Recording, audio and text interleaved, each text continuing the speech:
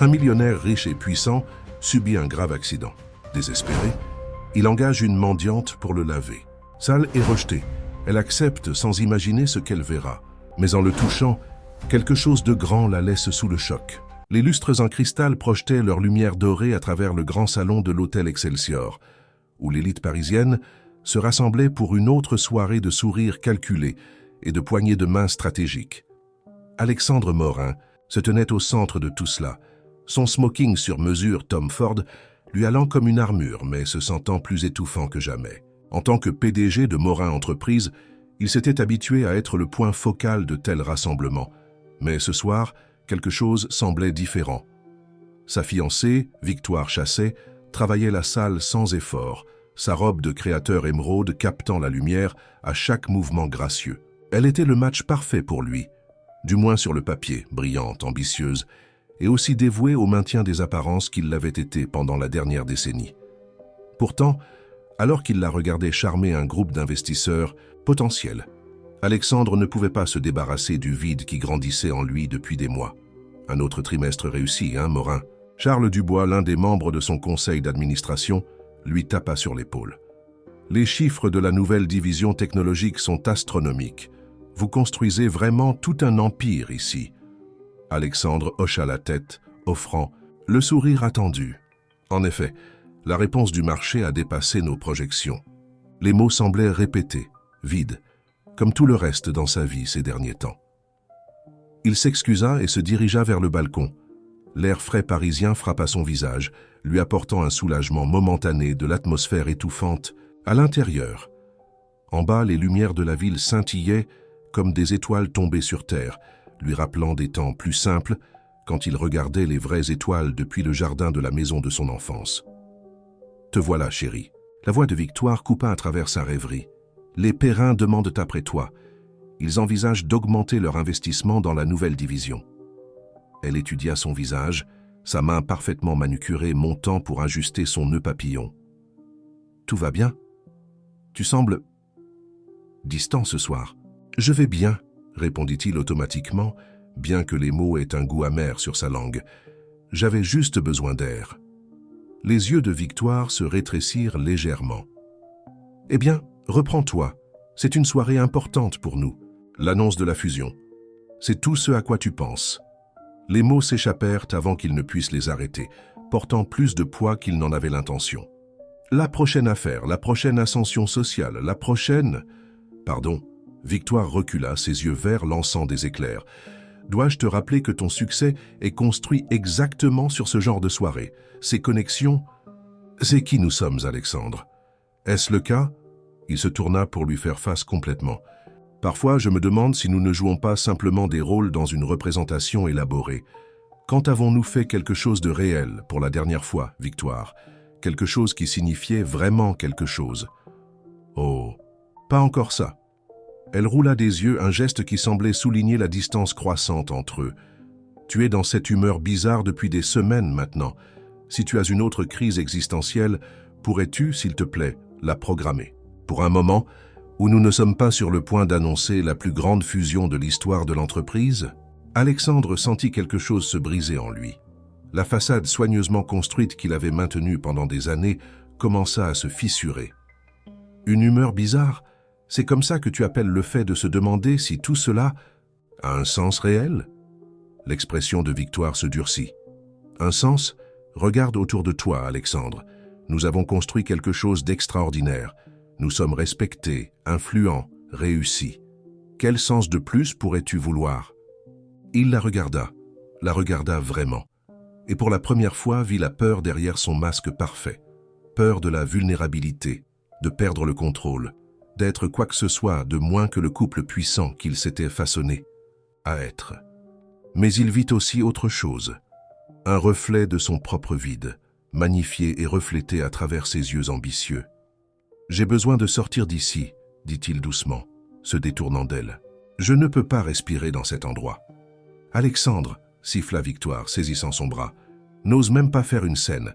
L'annonce est dans 21 minutes. » Mais il bougeait déjà, se frayant un chemin à travers la foule des plus beaux de Paris, ignorant les regards inquiets et les commentaires chuchotés. Le grand hall d'entrée de l'Excelsior semblait s'étirer sans fin devant lui, chaque pas résonnant avec le son creux de ses chaussures italiennes coûteuses contre les sols en marbre. L'Aston Martin noir rugit à travers les rues vides de Paris, son conducteur agrippant, le volant avec une intensité à en blanchir les jointures. Alexandre avait desserré son nœud papillon, mais la sensation d'étouffement persistait. Son téléphone vibrait sans cesse, Victoire sans doute, ainsi que d'innombrables autres, personne se demandant où l'invité d'honneur avait disparu lors d'une soirée si importante. Les lumières de la ville défilaient alors qu'il conduisait sans destination précise, jusqu'à ce qu'il réalise que son subconscient l'avait amené dans un quartier familier. Les maisons modestes de la rue de son enfance contrastaient fortement avec les immeubles de luxe auxquels il s'était habitué. Il ralentit, laissant les souvenirs l'envahir. Il y a 25 ans, c'était son monde, simple, authentique, réel, avant l'ambition, avant la poursuite sans fin du toujours plus, avant Victoire et la vie soigneusement élaborée qu'ils avaient construite ensemble. Il pouvait presque voir son jeune lui faire du vélo dans ses rues, sans autre souci que la prochaine aventure. Son téléphone sonna à nouveau, le nom de Victoire clignotant sur l'écran. Cette fois, il répondit. « As-tu complètement perdu l'esprit » Sa voix crépitait de fureur à peine contenue. « As-tu la moindre idée de ce que tu as fait ? Les Perrins sont furieux. Les membres du conseil sont confus et j'ai dû inventer une excuse ridicule à propos d'une urgence familiale. »« Victoire » l'interrompit-il, sa voix étonnamment calme. « Penses-tu parfois à ce que nous sommes devenus ? Oh, pour l'amour du ciel, Alexandre, ce n'est pas le moment pour des discussions philosophiques. Fais demi-tour et reviens. Nous pouvons encore sauver cette soirée. » C'est exactement de ça que je parle, dit-il, se garant près de son ancienne maison. Tout est toujours question de sauver, maintenir, avancer. Quand avons-nous cessé d'être des personnes réelles pour devenir ces personnages que nous avons créés? Des personnes réelles? Le rire de Victoire était tranchant, cassant. Les personnes réelles ne construisent pas des entreprises mondiales. Les personnes réelles ne changent pas le monde. Nous sommes exceptionnels, Alexandre. C'est ce qui nous rend différents. C'est ce qui nous rend spéciaux. Il regarda la modeste maison de 2 étages où il avait grandi.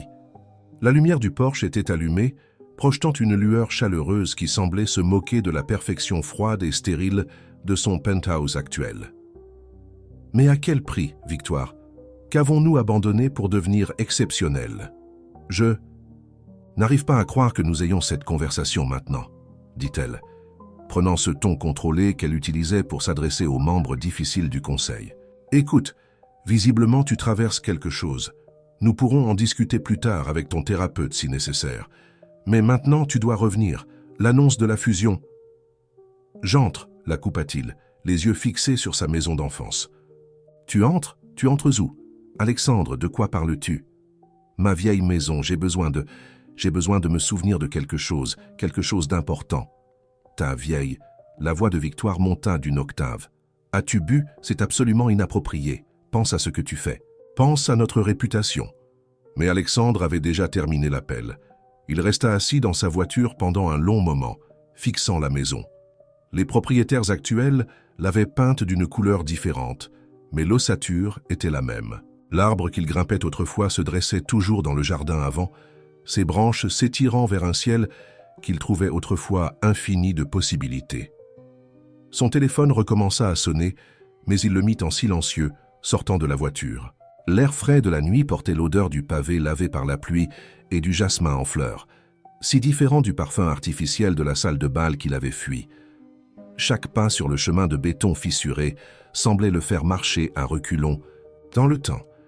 Dépouillant les couches de la personne qu'il était devenu, il atteignit la porte d'entrée, sa main planant au-dessus de la sonnette. Que faisait-il ici? Qu'espérait-il trouver? La famille vivant ici maintenant ne le connaîtrait pas, ne se soucierait pas de sa crise d'identité ou de son besoin désespéré de se reconnecter avec quelque chose de réel. Le tonnerre gronda au loin, et les premières gouttes de pluie commencèrent à tomber. Alexandre se détourna de la porte, mais au lieu de retourner à sa voiture, il marcha vers le côté de la maison. Les 3 chemins qu'il avait parcourus d'innombrables fois enfant étaient toujours là, menant au jardin arrière, où il avait passé tant de soirées d'été à observer les étoiles avec son père. La pluie tombait régulièrement maintenant, trempant son smoking coûteux, mais il s'en fichait. Il se tenait là, dans l'orage grandissant, regardant la fenêtre de ce qui était autrefois sa chambre. Quelque part entre cette fenêtre et l'endroit où il se tenait maintenant, il avait perdu quelque chose d'essentiel, quelque chose qu'aucune somme d'argent ou de succès ne pouvait remplacer. Le trajet de retour depuis sa maison d'enfance fut un flou de réverbères et de pluie. Les vêtements d'Alexandre étaient trempés, ses cheveux plaqués sur son front, mais l'inconfort physique était à peine perceptible comparé à la tourmente émotionnelle en lui. Le rythme régulier de ses essuie-glaces semblait se moquer de lui avec leur précision mécanique, tout comme la routine bien huilée qu'était devenue sa vie. Son téléphone avait finalement cessé de sonner, mais le silence semblait plus accusateur que les appels. Il savait qu'il devrait faire face aux conséquences de ses actions tôt ou tard. L'annonce de la fusion, les investisseurs, Victoire, tout l'attendait comme un orage qui se prépare. Pourtant, d'une certaine manière, rien de tout cela ne semblait avoir autant d'importance qu'il y a quelques heures. Les grilles familières de son complexe d'appartements de luxe apparurent, et Alexandre sentit sa poitrine se serrer. Même son domicile était devenu un autre symbole de la façade soigneusement construite qu'il avait bâtie autour de lui. Alors qu'il se garait sur sa place désignée, il remarqua que la voiture de Victoire était déjà là. Bien sûr qu'elle l'attendait. Le trajet en ascenseur jusqu'au penthouse sembla interminable. Chaque numéro d'étage qui s'allumait le rapprochait d'une confrontation qu'il ne pouvait éviter. Quand les portes s'ouvrirent enfin directement dans son appartement, il trouva Victoire debout près des fenêtres du sol au plafond, portant toujours sa robe émeraude du gala, sa posture rigide de fureur à peine contenue. « J'ai passé les 2 dernières heures à faire du contrôle des dégâts, » dit-elle sans se retourner. « As-tu la moindre idée de ce que tu as fait ?» Alexandre entra dans l'appartement, ses chaussures mouillées grinçant contre le sol en marbre. « J'avais besoin d'espace pour réfléchir, Victoire. » Elle se retourna brusquement, ses yeux s'écarquillant devant son apparence débraillée. « Réfléchir? Tu avais besoin de réfléchir? Et cela nécessitait de fuir notre plus grande soirée de l'année, et que t'est-il arrivé? Pourquoi es-tu mouillé? » « Je suis allé voir ma vieille maison. »« Sous la pluie? Dans ton smoking ?» Elle pressa ses doigts contre ses tempes.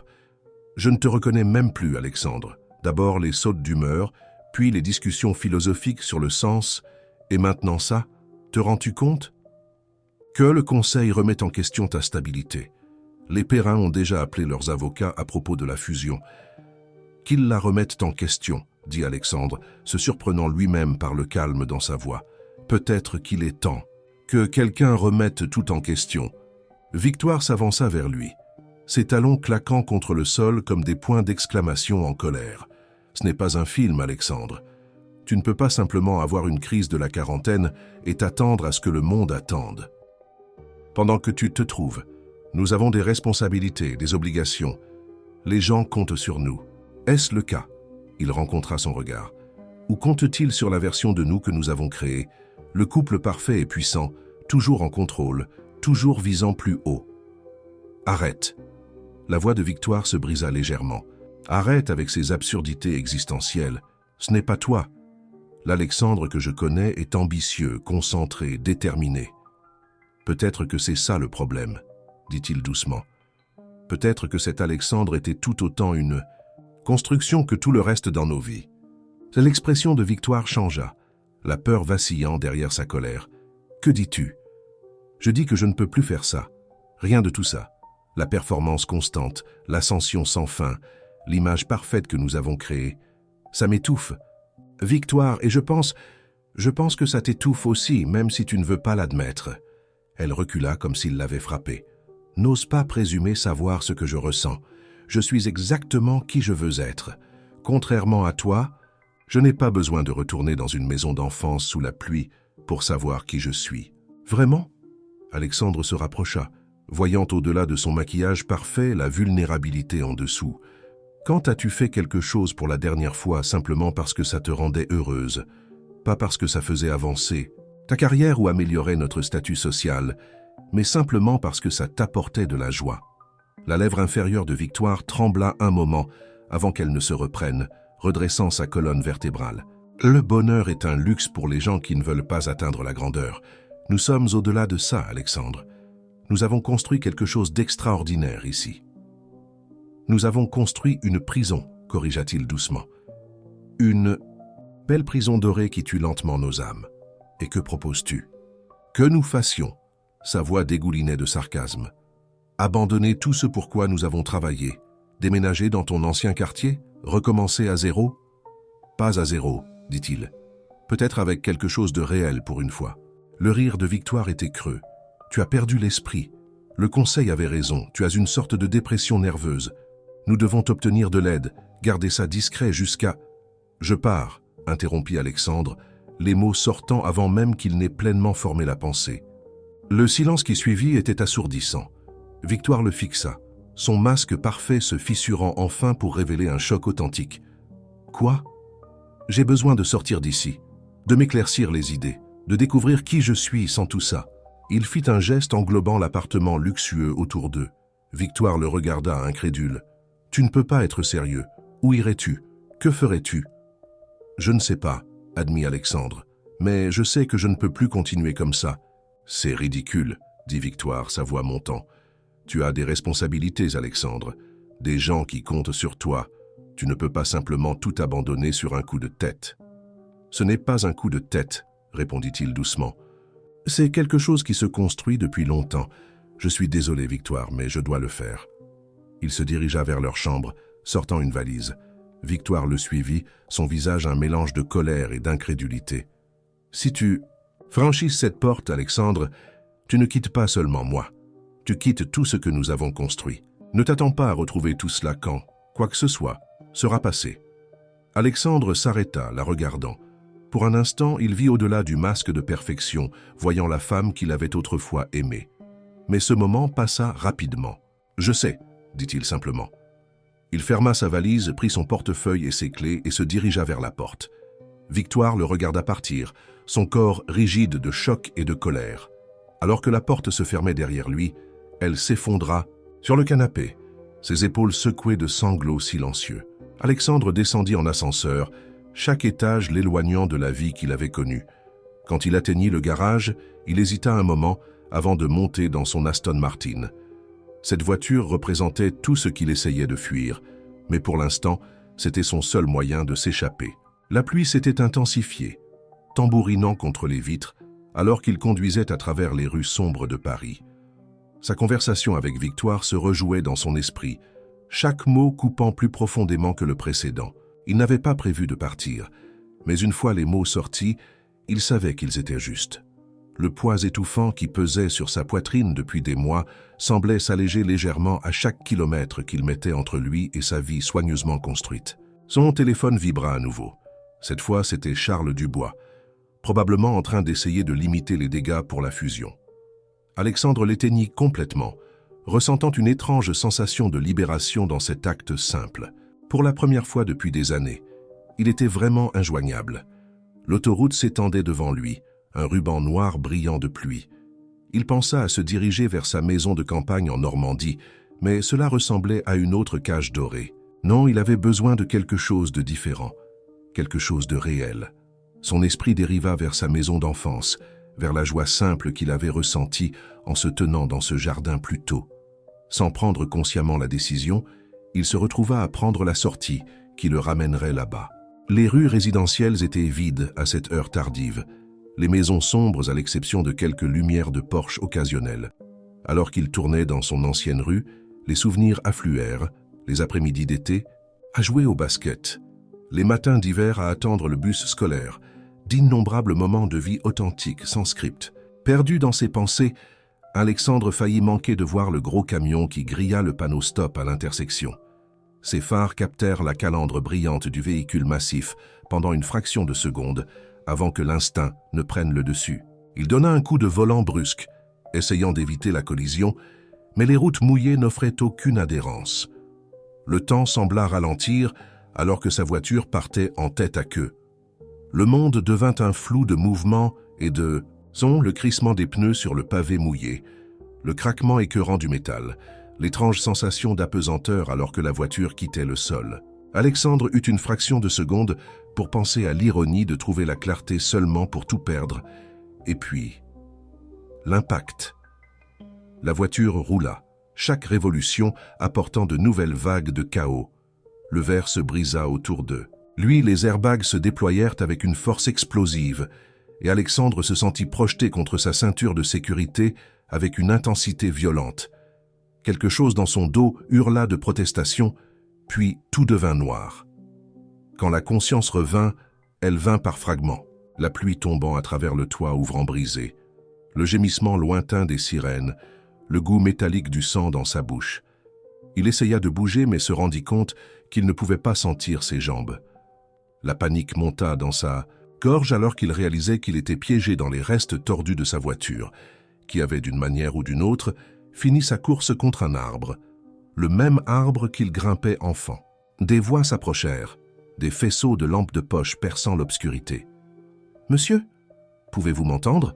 N'essayez pas de bouger, nous allons vous sortir de là. » Les secouristes travaillèrent méthodiquement pour l'extraire de l'épave, leur voix professionnelle mais urgente.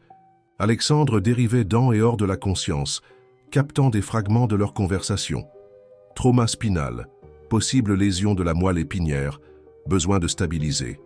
Alors qu'il le libérait finalement de la voiture et le transférait, sur une planche dorsale, Alexandre aperçut sa maison d'enfance. La lumière du porche était allumée, et plusieurs personnes s'étaient rassemblées pour regarder la scène se dérouler. Parmi eux, il crut voir une femme aux yeux bienveillants, tenant la main d'un petit enfant. Mais avant qu'il ne puisse se concentrer sur eux, l'obscurité le réclama à nouveau. Le trajet en ambulance fut une cascade de sensations et de voix. Les ambulanciers travaillaient sur lui, annonçant des signes vitaux et des termes médicaux qu'il ne pouvait pas comprendre. À travers tout cela, une pensée continuait de faire surface dans son esprit. Il avait voulu quelque chose de réel, quelque chose qui briserait la construction artificielle de sa vie. Maintenant, piégé dans un corps brisé, il réalisait que le destin avait une façon cruelle d'exaucer les vœux. Le bip régulier des moniteurs médicaux remplissait la chambre d'hôpital privé à l'hôpital de la Pitié-Salpêtrière. Alexandre ouvrit lentement les yeux. Les lumières fluorescentes durent le faisant plisser des yeux. La pièce était remplie de bouquets de fleurs coûteux et de cartes de prompt rétablissement, une version aseptisée de la préoccupation de ses associés d'affaires et des membres du conseil. Victoire était assise dans un fauteuil de designer près de son lit, son attention concentrée sur sa tablette alors qu'elle répondait à des emails. Elle avait l'air impeccable comme toujours, mais il y avait des signes subtils de tension autour de ses yeux. Quand elle remarqua qu'il était réveillé, elle mit la tablette de côté, son expression un masque soigné de préoccupation. « Les médecins disent que tu as une chance incroyable, » dit-elle, sa voix contrôlée. La voiture était complètement détruite. Si ça n'avait pas été un véhicule haut de gamme avec des dispositifs de sécurité avancés. Alexandre essaya de bouger, mais son corps semblait déconnecté, étranger. « Mes jambes », parvint-il à dire, la gorge sèche. « Je ne sens pas mes jambes. » Les doigts parfaitement manucurés de Victoire se serrèrent sur la coudoir. Les médecins ont expliqué la situation. La lésion de la moelle épinière, c'est permanent. Mais il existe d'excellents centres de rééducation et avec tes ressources, tu auras accès aux meilleurs soins disponibles. La façon clinique dont elle discutait de son état fit craquer quelque chose à l'intérieur d'Alexandre. Depuis combien de temps suis-je ici? 3 jours. J'ai géré les retombées de l'annonce de la fusion et le conseil a été étonnamment compréhensif étant donné les circonstances. Nous pouvons présenter cela comme un revers temporaire. Temporaire? Le rire d'Alexandre était amer. Victoire, je suis paralysé. Elle tressaillit devant sa franchise. Ne sois pas dramatique, chérie. La technologie médicale progresse chaque jour.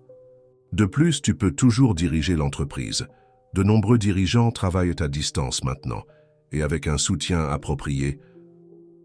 C'est tout ce qui t'importe. Il tourna la tête pour la regarder directement.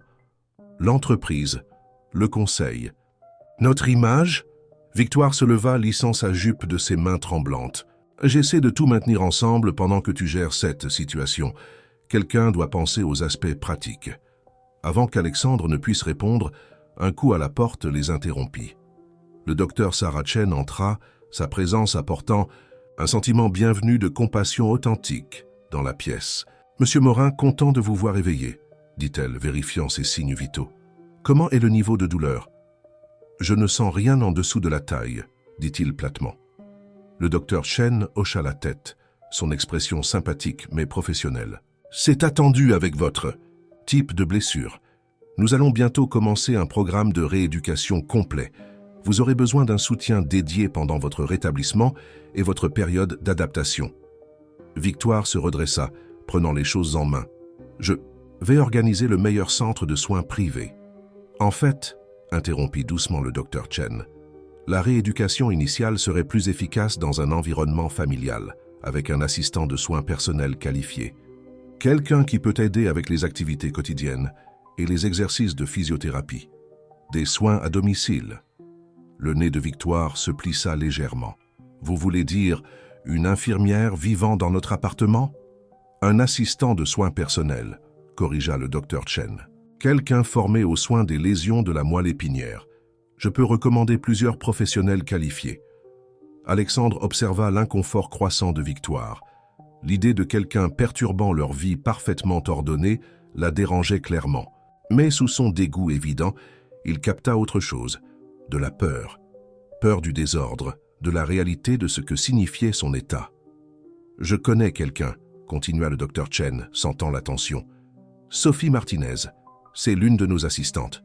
De soins les plus expérimentés, spécialisée dans les lésions de la moelle épinière. Elle aide en fait à votre physiothérapie plus tard aujourd'hui. » Le téléphone de Victoire vibra et elle le saisit comme une bouée de sauvetage. « Le conseil, » dit-elle, se dirigeant déjà vers la porte. « Je dois prendre cet appel. Alexandre, nous discuterons de la situation des soins plus tard. » Après son départ, le docteur Chen vérifia les médicaments d'Alexandre.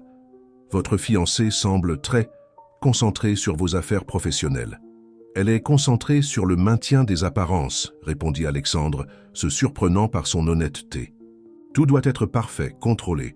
Et maintenant ?» Il fit un geste faible vers son corps immobile. « Le rétablissement ne concerne pas la perfection, Monsieur Morin. Il s'agit d'adaptation, d'acceptation et de trouver de nouvelles façons de vivre. C'est désordonné et difficile, mais cela peut aussi mener à des découvertes inattendues sur vous-même et les autres. » Alexandre pensa à la vie soigneusement construite qu'il essayait de fuir avant l'accident. « Je fuyais la perfection quand c'est arrivé. Ironique que maintenant je sois plus piégé que jamais. » Le docteur Chen ajusta sa ligne 4. « L'êtes-vous ou est-ce une opportunité de reconstruire votre vie selon des termes différents ?» Avant qu'il ne puisse répondre, un autre coup à la porte se fit entendre. Une femme entra, sa présence à la fois professionnelle et chaleureusement abordable.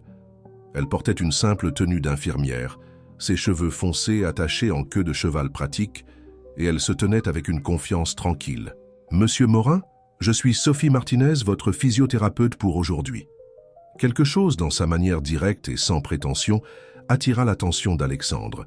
Elle rencontra son regard sans la pitié maladroite ou l'évaluation calculée qu'il avait vue dans les yeux des autres depuis son réveil.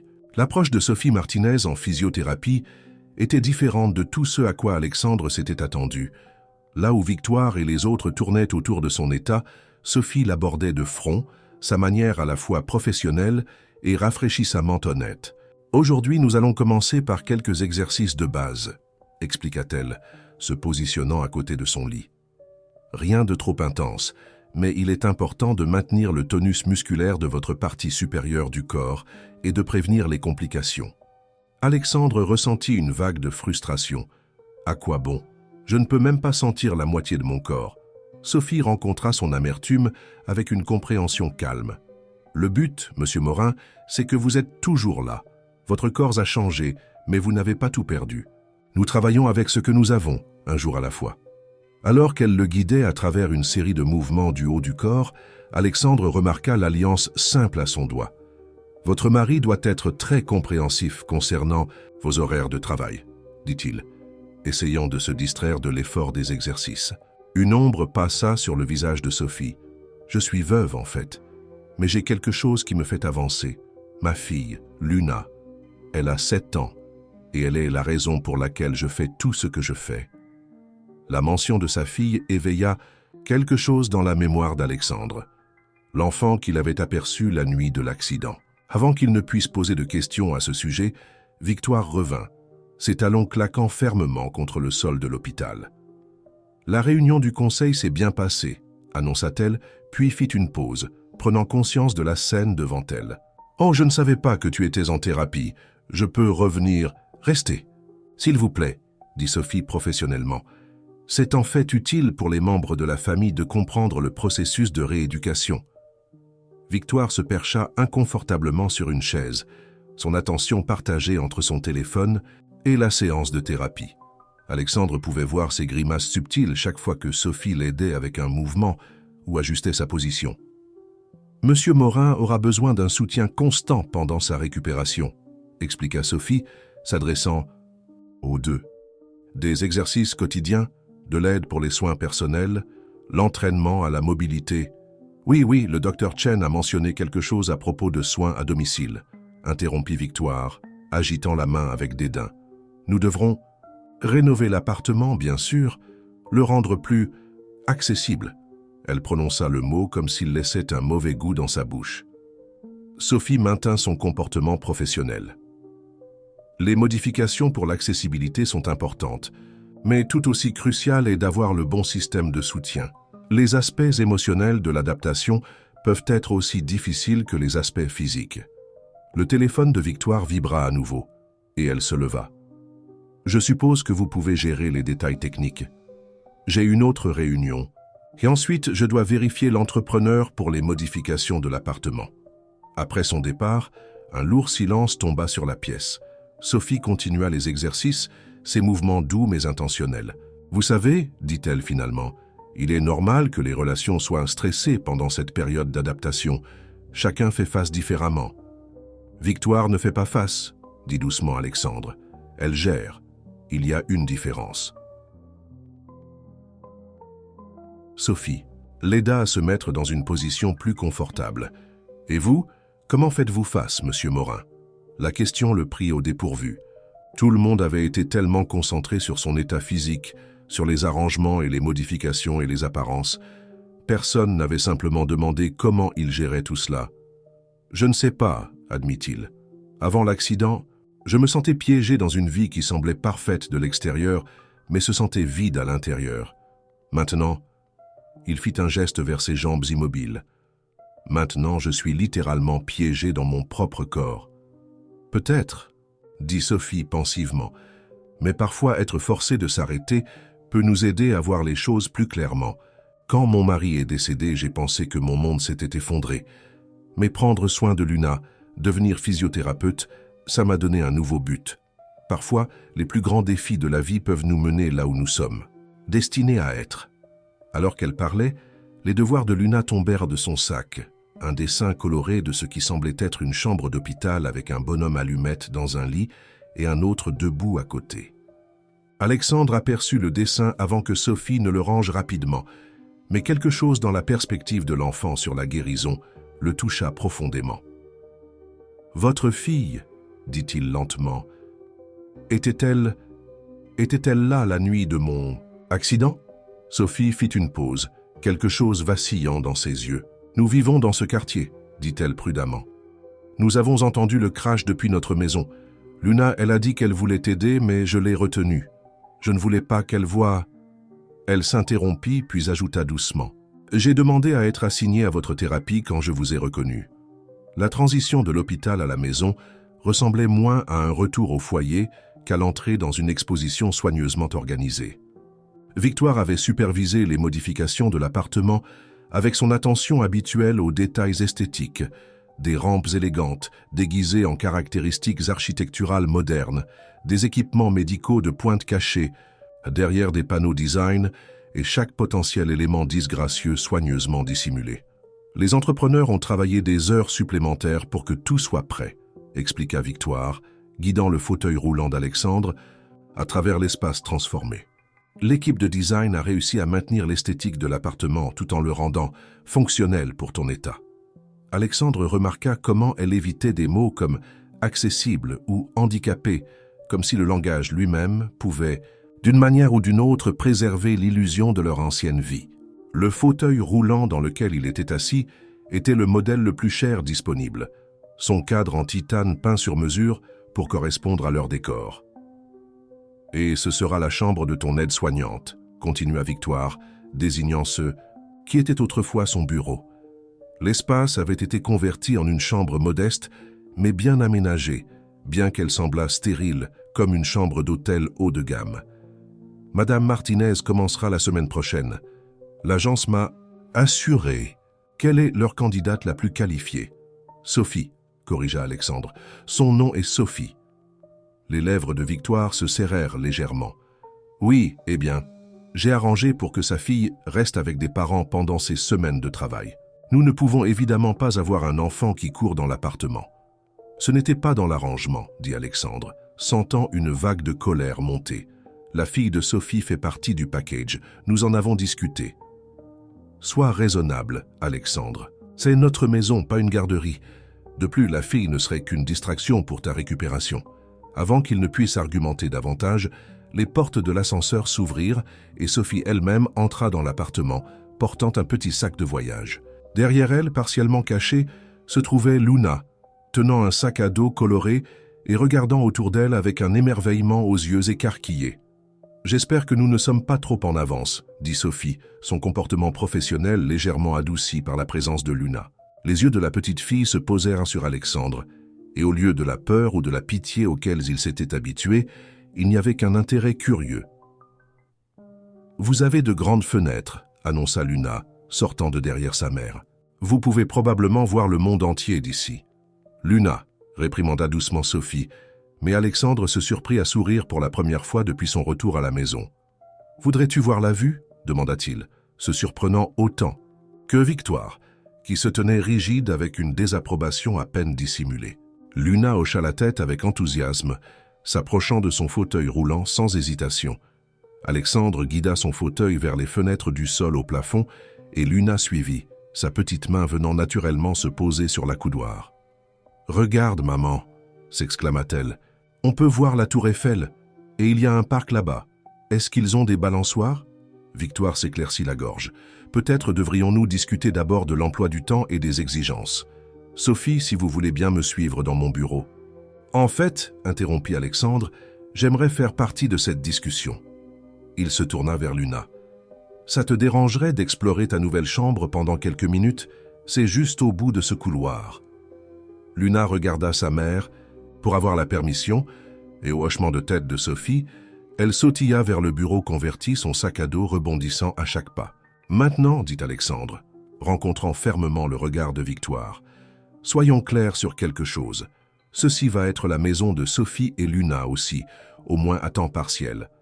Ce ne sont pas des employés à cacher, ce sont des personnes qui vont faire partie de nos vies. » Le masque parfait de Victoire se fissura légèrement.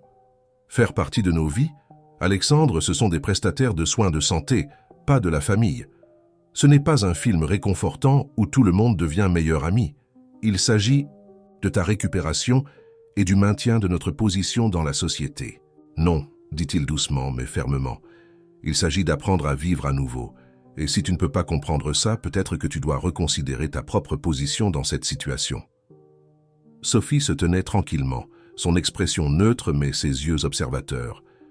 Alexandre pouvait sentir son inconfort d'être pris au milieu de leur tension, mais il y avait aussi autre chose dans son regard, de la compréhension peut-être, des courants plus profonds en jeu. Du couloir vint le son du rire ravi de Luna, suivi de sa voix appelant « Maman, monsieur, Morin, venez voir. Le coucher de soleil fait que toute la pièce a l'air d'être en or. » La simple joie dans sa voix coupa à travers la tension comme un rayon de soleil à travers les nuages d'orage. Alexandre se surprit à tourner son fauteuil vers le son, attiré par son authenticité.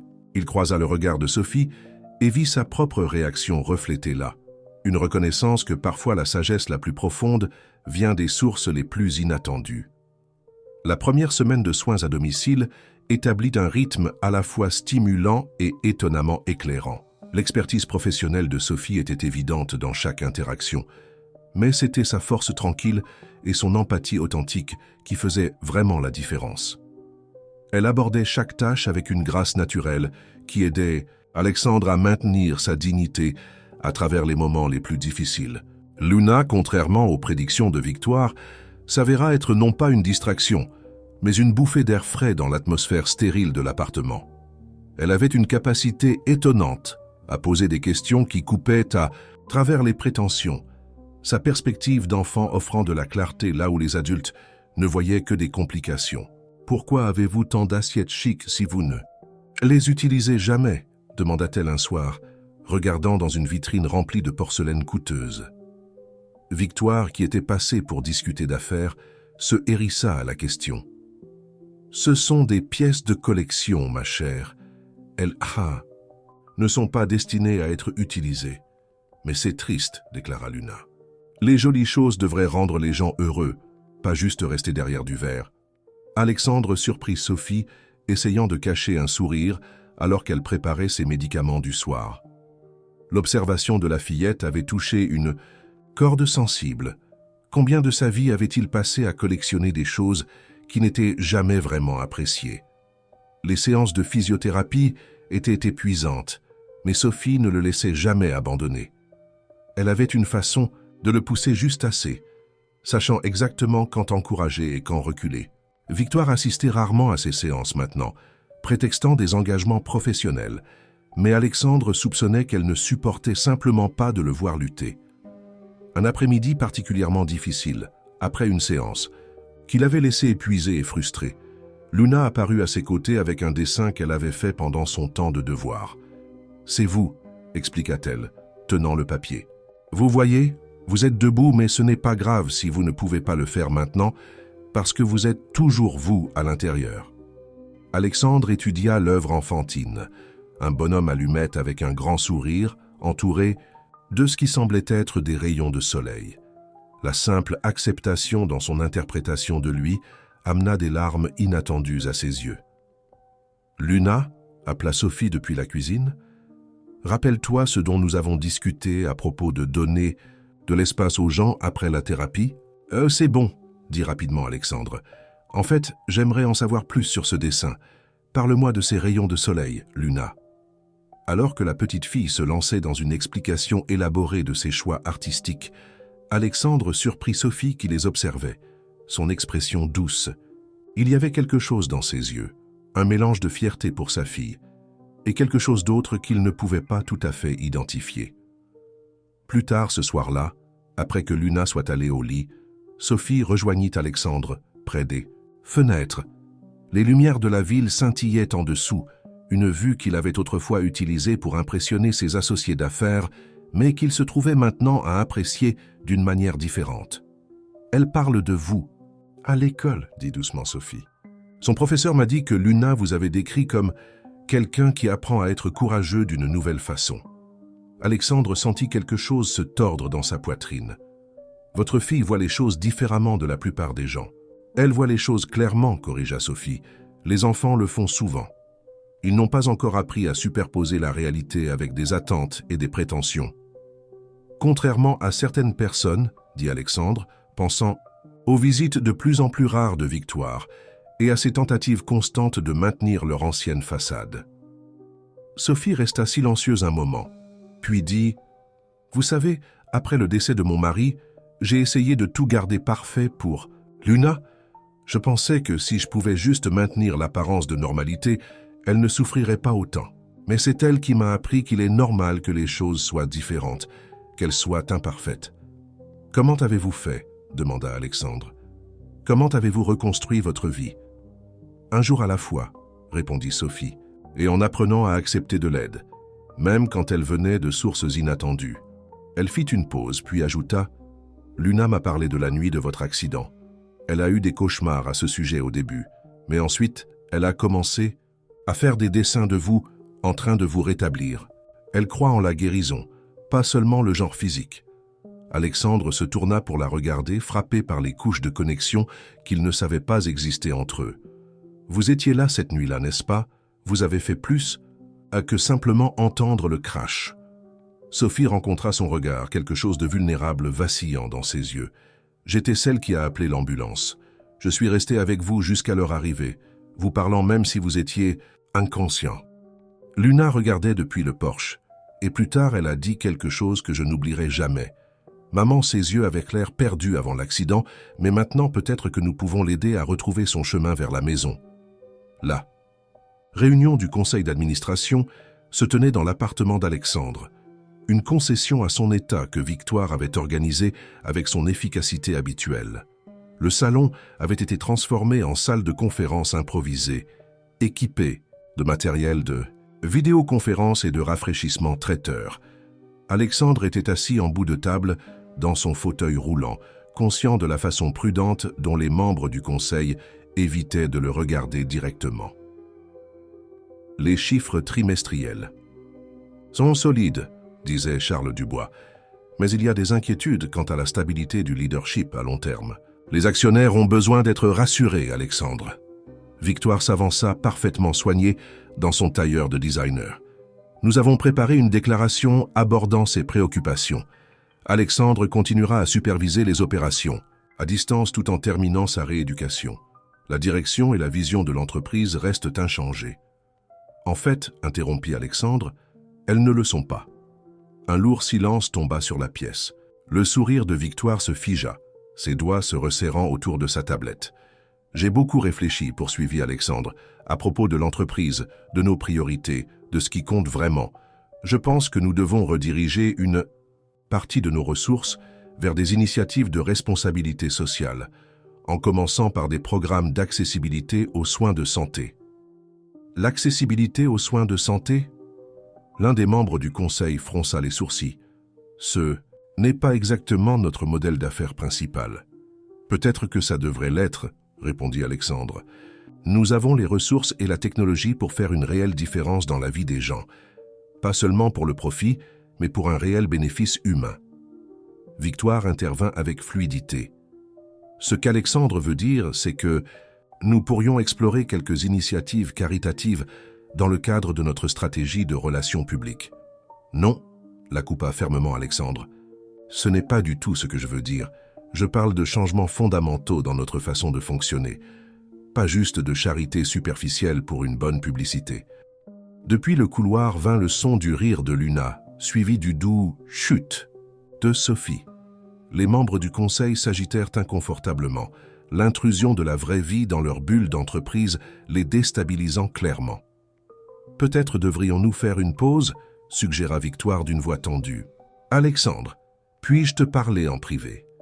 Une fois que les membres du conseil se furent retirés sur le balcon, Victoire se retourna vers lui. « As-tu perdu l'esprit ? Encore ? Nous avons passé des mois à reconstruire la confiance en ton leadership. Et maintenant, tu veux tout jeter pour une croisade humanitaire mal guidée ? » « Ce n'est pas mal guidé, » répondit calmement Alexandre. « Pour la première fois depuis des années, je vois les choses clairement. Cette blessure, elle m'a montré à quel point la vie est fragile, à quelle vitesse tout peut changer. Nous avons le pouvoir d'aider les gens, Victoire.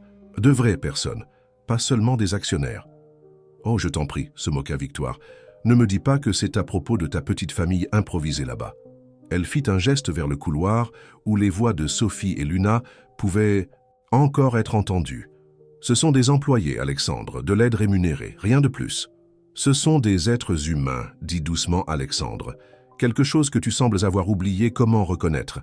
Quand as-tu ressenti quelque chose de réel pour la dernière fois, Victoire ? Quand as-tu fait quelque chose qui n'était pas calculé pour un bénéfice social ou financier maximal ?» Victoire recula comme s'il l'avait giflé. Pendant un moment, son masque parfait glissa, révélant un éclair de peur et d'incertitude. « Je ne te reconnais plus, » murmura-t-elle. « Peut-être que je deviens enfin qui j'étais toujours censé être, » répondit-il. « La question est, qui es-tu, Victoire ? Derrière tous les vêtements de créateur et les calculs soigneux. » Elle se détourna, les épaules rigides. « Le conseil n'acceptera pas cette nouvelle direction. Ils te combattront. » « Qu'ils le fassent. Certaines choses valent la peine qu'on se batte pour elles. Et nous ?» Victoire se retourna, ses yeux brillants de larmes non versées. « Qu'en est-il de tout ce que nous avons construit ensemble ?»« Nous avons construit une belle prison, » dit Alexandre, faisant écho à ces mots de leur dispute avant l'accident. « Mais je ne peux plus y vivre, et je ne pense pas que tu le puisses vraiment non plus. » Le rire de Victoire était cassant. « Tu penses que ton aide-soignante et son enfant sont plus réels que ce que nous avions, qu'ils peuvent te donner quelque chose que je ne pouvais pas.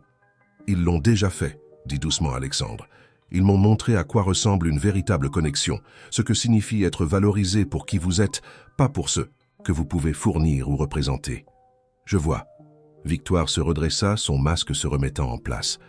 Elle retira sa bague de fiançailles, la plaçant soigneusement sur la table entre eux. « Eh bien, je suppose qu'il n'y a plus rien à discuter.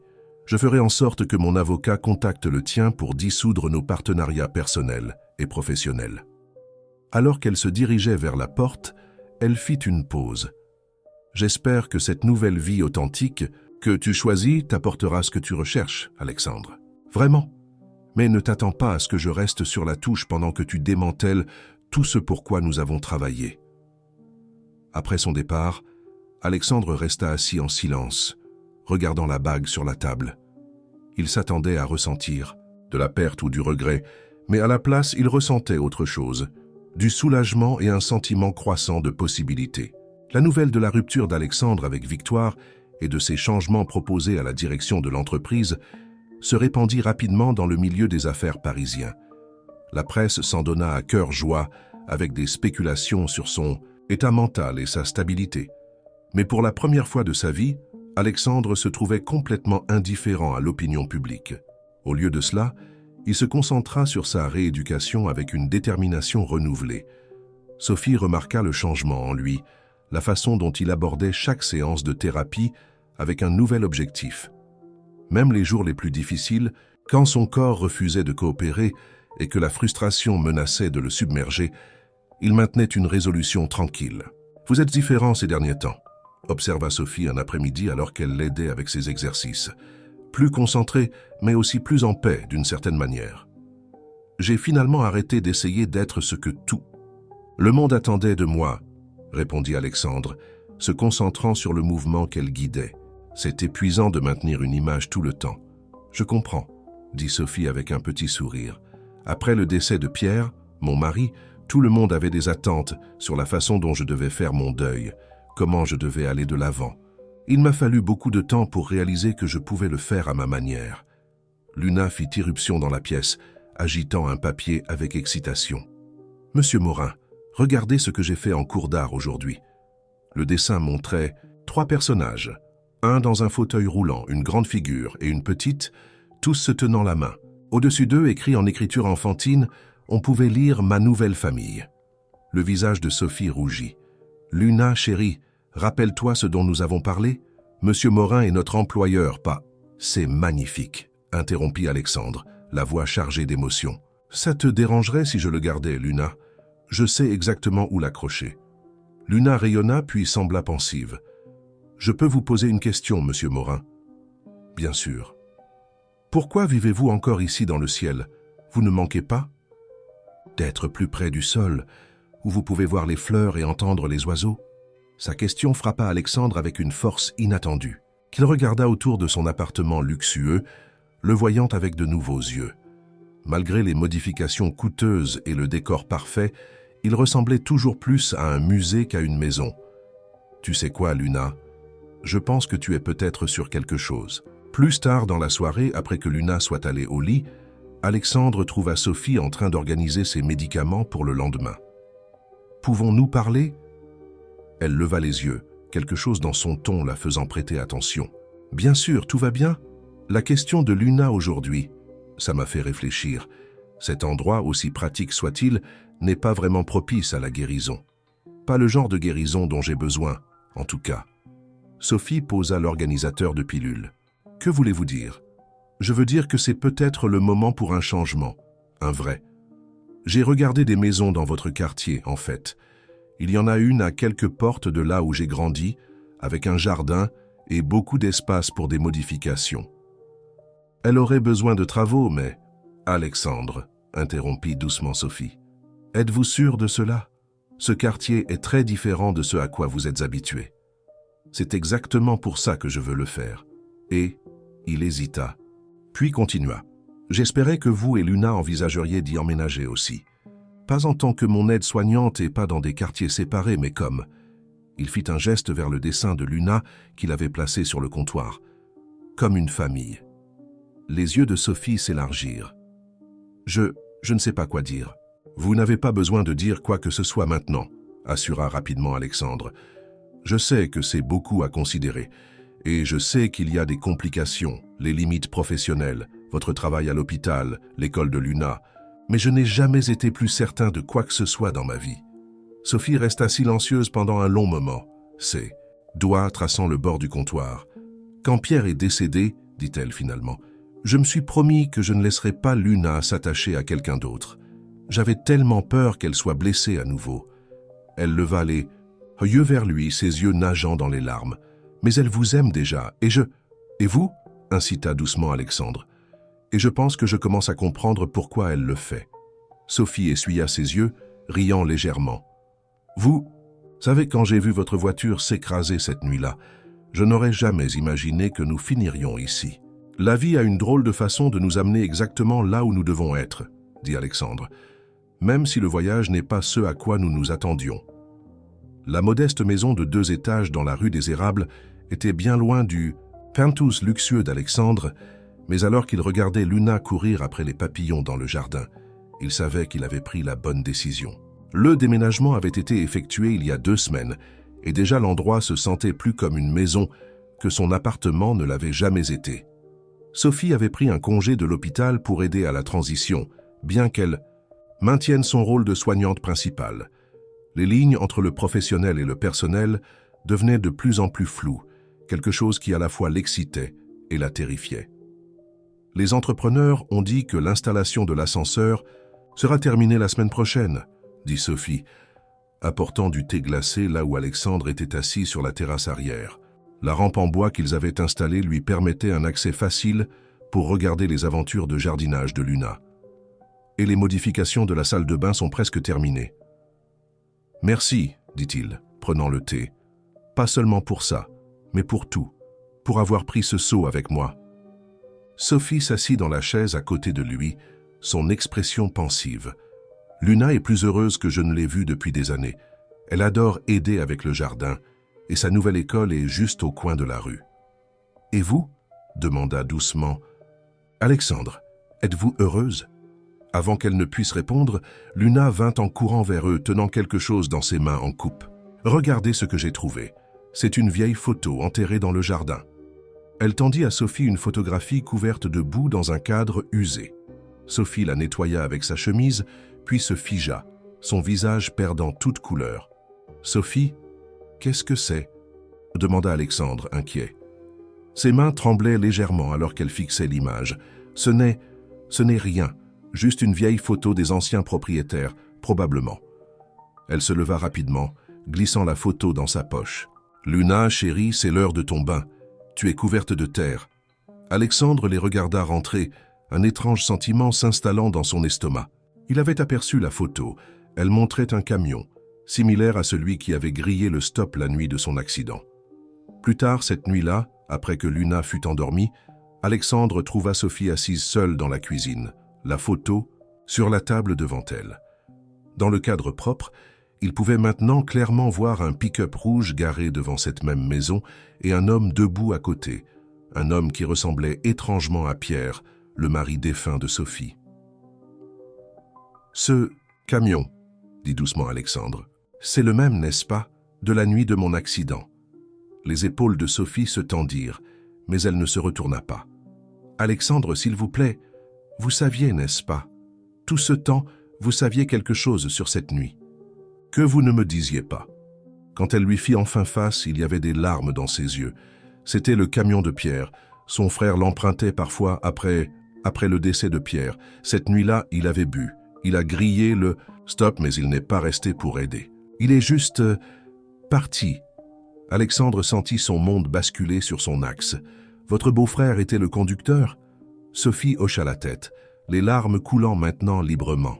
« Quand j'ai entendu le crash et que je suis sorti en courant, j'ai reconnu le camion qui quittait les lieux. J'ai appelé l'ambulance, je suis resté avec vous, mais je ne pouvais pas me résoudre à vous le dire. Thomas, le frère de Pierre, est le seul oncle de Luna, son seul lien avec la famille de son père. Et il était tellement brisé après le décès de Pierre. Alors vous l'avez protégé, dit Alexandre, sa voix soigneusement neutre. J'ai protégé Luna, corrigea Sophie. Thomas s'est rendu le lendemain, mais la culpabilité le rongeait. Il a cherché de l'aide, il est devenu sobre. C'est une personne différente maintenant. Elle tendit la main à travers la table, sa main planant, au-dessus de la sienne, mais ne la touchant pas tout à fait. Je voulais vous le dire tant de fois, mais j'avais peur. Peur de perdre mon travail, peur de vous perdre, peur que Luna perde une autre personne qu'elle aime. » Alexandre resta assis en silence, traitant cette révélation. La vérité qu'il avait cherchée sur cette nuit avait été si proche tout ce temps, enveloppée dans des couches d'amour, de peur et de loyauté familiale. « Quand avez-vous réalisé qui j'étais » demanda-t-il finalement. « Au moment où ils vous ont amené à l'hôpital, » admit Sophie, « j'ai demandé à être votre physiothérapeute parce que je me sentais responsable d'une certaine manière. Je pensais que si je pouvais vous aider à guérir, cela pourrait compenser ma part dans la dissimulation de la vérité. » Elle essuya ses yeux. « Mais ensuite, quelque chose d'inattendu s'est produit. Luna est tombée amoureuse de votre esprit. Et je suis tombée amoureuse de votre cœur. La culpabilité de garder ce secret me tuait, surtout depuis que nous avons emménagé ici, depuis que nous avons commencé à devenir une vraie famille. »